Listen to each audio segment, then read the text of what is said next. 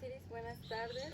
Primero que nada te agradezco por abrirnos las puertas de tu casa para esta entrevista, para conocer un poco acerca de tu descendencia y también de ti. Soy estudiante de la Universidad Veracruzana, estoy en representación de mi equipo. Somos 4 chicas, sus nombres son Abril, Fabiola y Penélope y tu servidora Litsi Yairet. Somos estudiantes de la Universidad Veracruzana, estudiantes de Administración Turística, y estamos representando la materia de Patrimonio y Turismo con la docente Rocío Audelo. El motivo de esta entrevista es porque estamos estudiando acerca de las culturas veracruzanas que pertenecen a nuestro estado, y parte de ellas estamos viendo como la cultura afrodescendiente. Y bueno, primero que nada me gustaría que te presentaras para conocerte, para saber con quién estamos hablando. Okay. Bueno, Litsi, mucho gusto. Soy Osiris del Carmen Jiménez Prado. Tengo 24 años. Soy contadora también, egresada de la Universidad Veracruzana.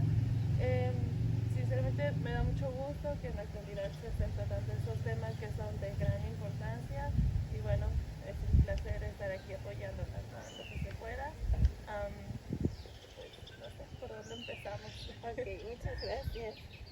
Bueno, pues empezamos. La primera pregunta: ¿desde cuándo te dedicas a dar voz a la cultura afrodescendiente? Tengo muy marcada la fecha. Recuerdo que fue en noviembre del 2017. Fui a una boda y una doctora, la doctora Sagrario, tal vez en algún momento la escuchen nombrar, me invitó a un encuentro de pueblos negros en la localidad de Mataclara, en Cuitláhuac, Veracruz. Yo recuerdo que fui simplemente por curiosidad. En ese encuentro era un encuentro que se hacía cada año en diferentes lugares del país, y ahí me tocó encontrar a gente de muchos países, ¿no? De muchos países, pero en especial del continente africano. Y ahí fue para mí como un despertar, un entender que mi cultura va más allá de lo que siempre nos han dicho en los libros, sino que ahí fue donde empecé a tener curiosidad, a participar y a conocer más personas que como yo, ¿no? Que también son afrodescendientes, que son mexicanos, y a entender en sí mismo de qué se trata. Ok. ¿Qué te impulsó a hacerlo? Me impulsó que yo desde niña siempre tuve la idea de que yo era diferente de las demás personas, ¿no? Y no es diferente en un mal sentido, sino que yo, estando en mi comunidad, pues yo era igual que todos. Pero al salir, yo me daba cuenta que la gente me veía, que les llamaba la atención. Yo decía, pero ¿por qué si yo soy igual que todos? Entonces cuando empecé a conocer este tema y ver gente que le importaba, o sea, que nos decías que cosas tan simples son, que son de tu vida diaria, tienen que ver con, no con México, sino con otras raíces. Y ahí fue donde yo empecé como que a investigar, a escuchar a los abuelos, a escuchar a los tíos y a escuchar historias que no eran del diario, sino que decían, no, pues yo supe que mi tía no sé quién venía huyendo porque había un tío que nos cotorreaba, que hasta decía, no, mi abuelita usaba un narigón así, con su cabello, no sé cómo, ¿no? Entonces fue ahí donde yo empecé a tener esa curiosidad del tema y de participar y de investigar un poquito. Ok. ¿Has visto un cambio desde que empezaste hasta ahora? En mí sí, muy bien lo personal. eh, pues ahora yo entiendo, ¿no? Yo entiendo por qué yo soy alta, por qué soy morena, por qué tengo mi cabello. Y más que entenderlo, lo abrazo, o sea, lo siento con orgullo. Yo hablo con las personas y les explico y me encanta platicarles de mi historia, ¿no? Pero en general también lo estoy viendo en mi comunidad. Y no comunidad como tal las iguanas. Yo lo veo con Jamapa, con Amatamba, que ya se empieza a sonar. Y lo que anteriormente uno decía, no, es que en las iguanas hay negros. Y decían, no, son morenitos, ¿no? Como que la gente tenía ese tabú de hablar de cierto tema. Y últimamente uno puede decir, no, pues en las iguanas hay negros. Ah, sí, porque son afrodescendientes. y gente de fuera que también ya empieza a reconocer, ¿no? En Jamapa fue uno de los principales lugares donde hubo pues esta huella, ¿no? De gente afro. Entonces, personalmente sí he tenido un gran cambio, pero también en mi comunidad, también con la gente lo he notado. Ok. ¿Crees que falta mucho por avanzar desde el punto donde estás? Sí, sí, sí, sí, sí. Se va avanzando lentamente. ¿Qué te hablo de? Se llegó la llegada de los primeros africanos, los primeros negros fue hace 500 años. O sea, y apenas se está reconociendo. En el 2019 se reconoció constitucionalmente, que es lo que hoy llaman afromexicanos. Pero de ahí y ya, o sea, ya el simple hecho de que estemos en la Constitución nos da derecho. Pero no deja de ser solamente una palabra en tantas leyes, ¿no? Pero poco a poco pues se va avanzando. Es muy lento, pero yo estoy segura de que se va a avanzar y se va a llegar a algo mejor, ¿no? No sé qué, pero estoy segura de que va a haber un gran cambio. Ok. ¿Veracruz realmente reconoce la cultura afro? Sí, actualmente ya se está empezando a reconocer. Como te digo, ya el hecho de que ya constitucionalmente, bueno, y hasta eso, constitucionalmente a nivel nacional, en la ley en los documentos, la ley de Veracruz todavía no está estipulado oficialmente, pero ya se reconoce ante las personas, ya se habla de cosas que anteriormente estaban ocultas por allá y no se hablaba, ya se empieza a ver ese movimiento, ¿no? Esa comunicación, que eso ya es una bomba, o sea, ya eso ya es muy importante, no como debería, pero pues ya se empieza a reconocer. Ok. Actualmente la afrodescendencia ha tenido mayor auge que en otros tiempos, ¿y a qué crees que se le atribuye? A que estamos en la era de la comunicación, en la era de la información, en la que ya uno sube y habla y mucha gente se va dando cuenta, ¿no? Entonces, por suerte que hemos tenido, que ya la gente que está en el tema ya no tiene que esperar hasta que un periódico quiera hacer una nota, ¿no? Sino que esa es la oportunidad que hemos tenido, que por medio de las redes sociales, de lo que sea, se está dando mayor visibilización, que es lo que se nos había dificultado por mucho tiempo. ¿Qué aportaciones de la cultura mencionada sigue transmitiéndose en tu familia? Uy, Natalia. Pues mira, platicando o platicábamos de que hay alimentos, por ejemplo, que nosotros los vemos del diario, ¿no? Y yo crecí con ellos, o sea, yo digo, pues no tienen nada de afrodescendientes. Pero, por ejemplo, si empezamos desde los alimentos, el hecho de cocinar vísceras en la gandinga, en la rellena, en el mondongo, eso es cultura afrodescendiente totalmente. Y hablamos de una historia difícil, de que en algún momento la persona que empezó a cocinar eso era porque no había acceso a carnes, porque no había acceso a las frutas, porque era lo que sobraba, ¿no? De las haciendas. Entonces, a partir de ahí se empieza a trabajar con vísceras. También está la herbolaria, que fue a raíz de que esas personas no tenían acceso a doctores o a lo que en su tiempo era, y entonces empezaron a curarse con las hierbas, ¿no? Con el campo. Y así como eso, también en la parte musical, en la parte del baile, hay muchísimos conocimientos que son de origen totalmente africano, que en la actualidad pues los vemos como del diario, pero que sí tienen esa huella y que pues es lo bonito que se les reconozca de por qué son. El son jarocho, hablamos de los jarochos de Veracruz, y la palabra jarocho viene de otra cosa, o sea, de las jaras, de los negros que empujaban a los ganados con las jaras, ¿no? Entonces, yo en lo personal, o bueno, y lo sé, la cultura veracruzana tiene gran cantidad la cultura afro mezclada. Es prácticamente la cultura veracruzana o la cultura jarocho es totalmente afro. Mencionabas acerca de comidas. ¿Cuáles son los platillos típicos que tienen en tu familia acerca de, o sea, pegados a lo africano? Ajá. Pues aquí en la comunidad y muchas comunidades cercanas, la preparación, por ejemplo, de la gandinga, que aquí se hace riquísima, que aquí la preparan muy bien, ese es un platillo pues principal y que es totalmente, ya ahorita lo sabemos, ¿no? Que es totalmente afro. Lo que es la gandinga, que es la preparación de las vísceras, lo que es también la moronga. Pero por otro lado, hablamos del mogomogo, no sé si en algún momento lo han escuchado, que es a partir del plátano. Y pues actualmente uno prepara mogomogo como por postre, ¿no?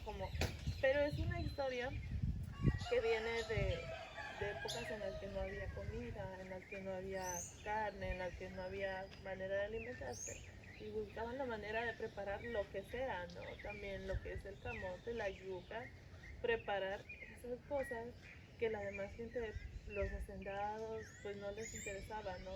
Para que vamos a andar buscando raíces si tenemos carne. Y entonces en mi familia hasta la fecha eso se sigue viniendo, o sea, se sigue viendo ya no como necesidad de alimentarnos, porque gracias a muchas cosas ya tenemos manera de comer bien, ¿no? Pero se sigue teniendo esa tradición de, ay, qué rico, o sea, simplemente porque qué rico y que se quedó la costumbre, ya no tanto por necesidad, pero se sabe que fue por eso, ¿no? A partir de ahí que se empezó con esas preparaciones. Ok. También mencionabas acerca de la herbolaria. ¿Qué remedios sigue conservando? Fíjate que soy pésima. tengo, tengo mi librito de recetas de hierbas, pero por ejemplo aquí hay mucha persona diabética, ¿no? Y ya se sabe que la hierbita del no sé qué, porque soy pésima con los nombres, lo siento, es buenísima para bajarle el azúcar. Y por ejemplo cuando se enferman del pecho, que el acuyo, ¿no? Y entonces que la raíz de la hierba del no sé cuál, o sea, se siguen viendo que ya aunque hay paracetamol y hay medicamentos y mil doctores, se siguen manteniendo esas hierbas, ¿no? Incluso en mi caso de aquel lado podrías encontrar que por aquí hay una matita de no sé qué y una matita de no sé cuál, porque se sigue teniendo ese conocimiento y tratamos de que no se pierda, porque es la naturaleza, es lo mejor que podemos tener. Ok. Para ti, ¿cómo es una persona afromexicana? Para mí, el simple hecho de que haya nacido en México y que tenga tradiciones, porque por ejemplo hablamos de esta comunidad, ¿no? Llegan personas de fuera que no tienen que ver con aquellos cuatro hermanos que nacieron aquí, ¿no? Pero el hecho de vivir en una comunidad afrodescendiente, de convivir con gente, de comer los alimentos que se preparan aquí, eso ya la hace afrodescendiente y eso ya la hace afromexicana. El hecho de convivir, de tener las tradiciones. En el 2019, que se estuvo haciendo el censo de población y vivienda, en el que se hizo la pregunta de autorreconocimiento, la pregunta no era, ¿eres de sangre africana ni nada? No. Era por tus costumbres y tradiciones te consideras. O sea, desde ese punto es de que no es necesariamente que tengas la sangre, ni que tengas la piel negra, ni que no. Simplemente que tus tradiciones tengan que ver y ya con eso eres afromexicano. Ok. ¿Qué características físicas y saludables consideras que son más fuertes a las de otras culturas? Ay, pues qué características más saludables. Fíjate que ahí hay algo, ¿no?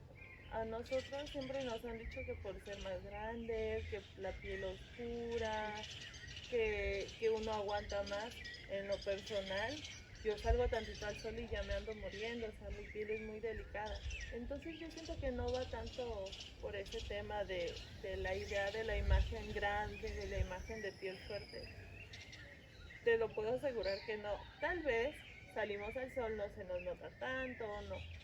pero la piel sigue siendo la misma, o sea, los pigmentos son los que cambian, pero la piel es igual. Y al contrario, se ha notado en investigaciones científicas que las personas con tez negra tienden a tener ciertas enfermedades que las personas de tez blanca no. O sea, también hay una pequeña desventaja en ciertos puntos. No nos dejemos llevar por la imagen del grande, fuerte, porque eso es simplemente un estereotipo. Un estereotipo, claro. Ok.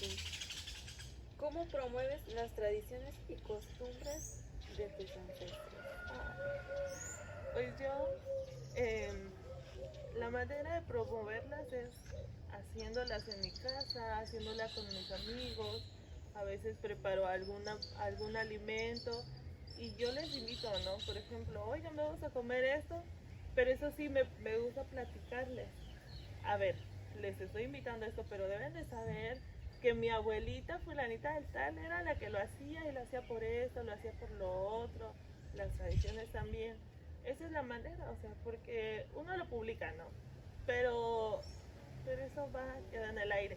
Lo bonito es cuando lo platicas con personas así directamente, ¿no? Que me preguntan y yo trato de contestarles lo más que se pueda, con fotos a veces y así con muchas cosas. ¿Conservan algún tipo de baile o algún tipo de música? No, algún tipo de baile en especial, música no. Aquí lo que se tiene es, pues nada más que se reconoce. Por ejemplo, el son jarocho, los fandangos, no sé si a ti te llama la atención, te gusten, pero normalmente el son jarocho habla de los bueyes, del ganado, de los animales, y es porque se creó a partir de que pues, la historia del son jarocho es que a los africanos en aquel tiempo les prohibieron el uso de tambores, les prohibieron, entonces con los artefactos, con los instrumentos que había, empiezan a hacer sonidos y al no haber tambores empiezan a zapatear y entonces ahí es donde se va creando ese son, ¿no? El son jarocho, el fandango. Y pues las letras de lo que cantan muchas veces tiene que ver con el cultivo, con el ganado, con los alimentos.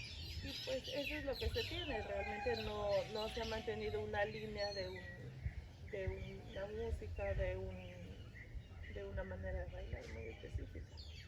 Ok.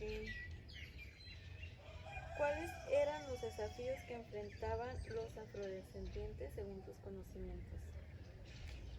Pues por años y en la actualidad siempre, siempre se han o nos hemos visto perjudicados en cierto modo por el racismo, por la discriminación, desde un sentido muy sin importancia podría decirlo, desde el tema del cabello, que el cabello es rebelde, que el cabello es cabello malo, que el peínate, o por el hecho de nuestro color de piel. O sea, actualmente ves a un muchacho negro corriendo y agarras tu bolsa, ¿no? O sea, porque es lo que nos enseñaron a hacer.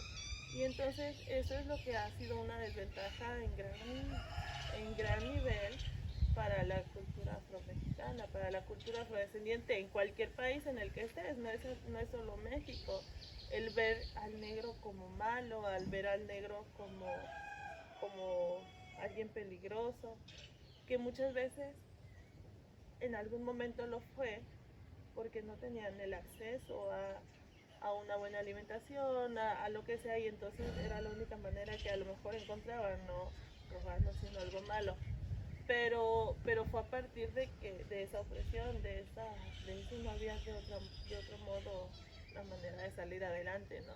Y actualmente pues se sigue viendo la discriminación, el racismo.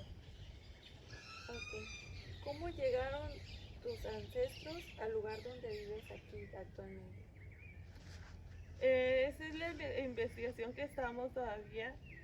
Se sabe que aquellas dos señoras que fueron las grandes de aquí, las que fundaron esas localidades, pues llegaron En una época de conquista llegaron, en aquellos tiempos se hablaba de los palenques, que era cuando la gente de los esclavos salían huyendo, salían por mil formas y se juntaban en palenques. Y entonces se habla de que aquí por Jamapa había palenques, a la orilla del río, todo eso, porque pues ahí era donde había haciendas, ¿no? Entonces, lo único que sabemos es que ellas llegaron aquí. Desconocemos realmente la forma en que llegaron, solo pues entendemos que fue por liberación y pues de ahí las fundaron. No tenemos una información muy concreta sobre eso.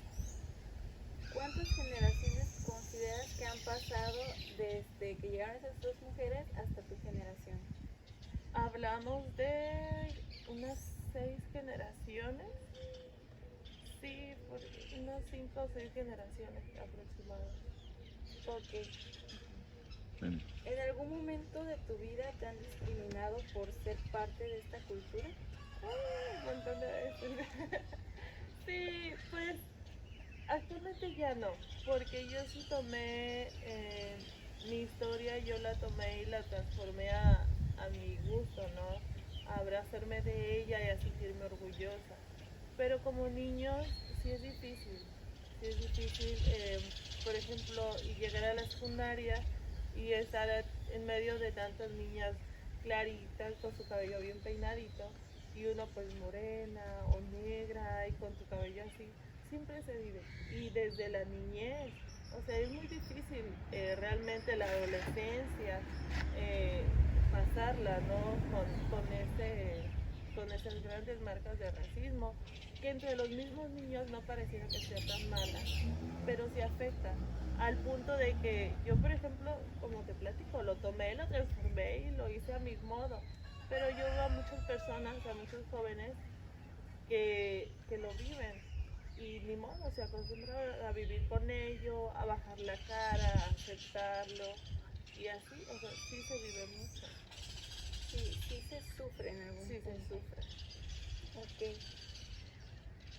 ¿Qué nos puedes platicar acerca de los afrodescendientes en América Latina? Pues los afrodescendientes en América Latina. Mira, te voy a platicar nada más en México, que es lo que más o menos he sabido, ¿no? En México hay gran cantidad de afrodescendientes, afromexicanos.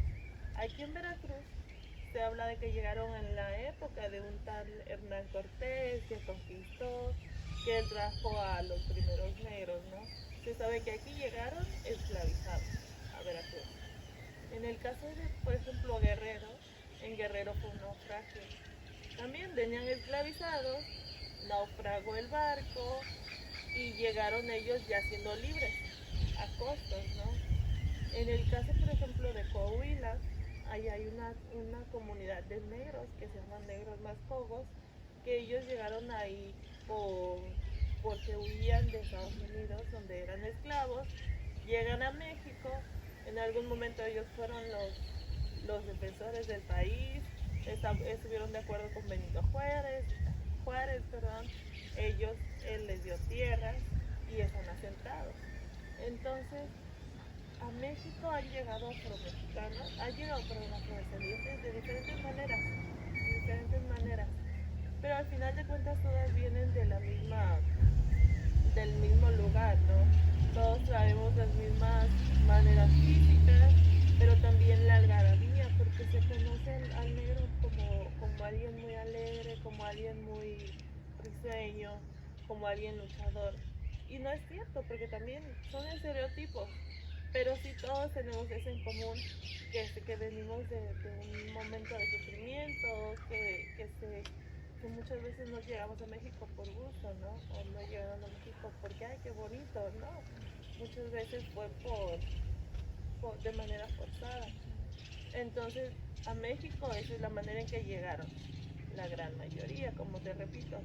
A otros lugares del mundo, de América Latina, pues también tuvieron que haber llegado de la misma manera, porque nadie sale de su país, de su lugar donde ha vivido, nada más porque sí, porque me voy a ir a sufrir a Perú o no sé a dónde, ¿no? Nada más porque al final de cuentas terminan llegando de manera forzada, como esclavos. como esclavos, en su gran mayoría.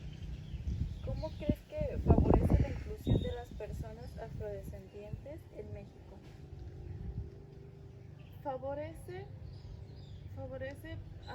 precisamente a la comunidad afrodescendiente. El hecho de que ya te reconozcan, el hecho de que se hable de que el cabello chino, por ejemplo, el cabello rizo, ya no es malo. Eso ya es favorecer, de que ya se esté tratando, de que la gente lo vea como normal, de que la gente no te vea como... O sea, a mí me pasaba, incluso el año pasado me pasó, que fui a Coahuila y en cada retén que había era segurito que nos bajaban del carro. Era segurito que nos bajaban del carro para preguntarnos de dónde vienes, su acta de nacimiento, su no sé qué, porque no había esa comunicación, ¿no? Ahorita con todo ese movimiento que ha habido, pues como que ya se empieza a reconocer y ya uno no tiene que pasar por esos momentos, ¿no? Entonces, sí está favoreciendo, no en gran cantidad, porque como te decía, es algo muy lento, pero se están viendo cambios. Se están viendo. Ok. ¿Qué tradición de tus ancestros consideras que es la más bonita y por qué? Fíjate que aquí en las iguanas, yo siempre no me canso de platicar de los cambios de casa. No sé si en algún momento hayas escuchado allá por Jamapa, donde hacían las casitas de palma, ¿no? Y entonces un día, nada más porque sí, la señora ya no quería su casa ahí, la pasaba para otro lugar. Y entonces a mí esa tradición, no sé, siempre me ha gustado mucho y ya no se ve. Pero entonces se juntaban el marido, el hermano del marido, el primo, todos, y cambiaban la casa literalmente, o sea, se la cargaban en hombros y la movían del lugar. Y entonces en esa tradición las personas de la casa preparaban preparaban alimentos para darles de comer a todos esos trabajadores, ¿no? Todos trabajaban, los niños acarreaban las pajas. Y vaya, esa tradición para mí ha sido como de que, ay, qué bonita, hasta a mí me encanta platicar de eso. Ya no se ve, porque pues ya actualmente ya las casitas de material, las casas de cemento, ya no hay necesidad, ¿no? Pero esa era una tradición muy bonita, que no he escuchado mucho de eso en otros lugares. No, bueno, yo no conocía esa tradición. Ok. ¿Te gustaría conocer más sobre la llegada de tus ancestros aquí en México? Sí, sí, sí, sí. Pues, pues es difícil ya ahorita que se encuentra esa información, ¿no? Porque no era como ahorita que te encontrarás alguna foto o algo así, en aquella época ni había. Pero qué bonito que se siga investigando para saber exactamente cómo o de dónde exactamente, porque como te decía, por ejemplo, se sabría que tal vez venimos de algún lugar de la República del Congo, pero no se sabe exactamente de dónde, ¿no? Entonces sí sería algo muy padre llegar a encontrar las raíces, pero pues esperemos que en algún momento se pueda. Sí, claro. Bueno, pues hemos llegado al final de la entrevista. Agradezco mucho el aprendizaje que nos has dejado el día de hoy. Ha marcado significativamente la presencia de la cultura afroamericana desde hace miles de años hasta la actualidad, teniendo presencia muy importante en el estado de Veracruz. Una servidora en representación de mis compañeras, como alumnas de la Universidad Veracruzana presentes, nos comprometemos a promover las tradiciones y costumbres de la cultura afrodescendiente, así como a seguir fomentando la inclusión dentro de todas las áreas que se le consideren necesarias para las personas que aún son parte de la descendencia africana. Osiris, agradecemos tu disposición y contribución en esta entrevista. Esperamos que haya sido de tu agrado y es un placer saber que aún hay personas como tú que están dispuestas a platicar, a conservar, a compartir acerca de las características de tu cultura. Muchas gracias. Ay, no, un enorme placer. Gracias.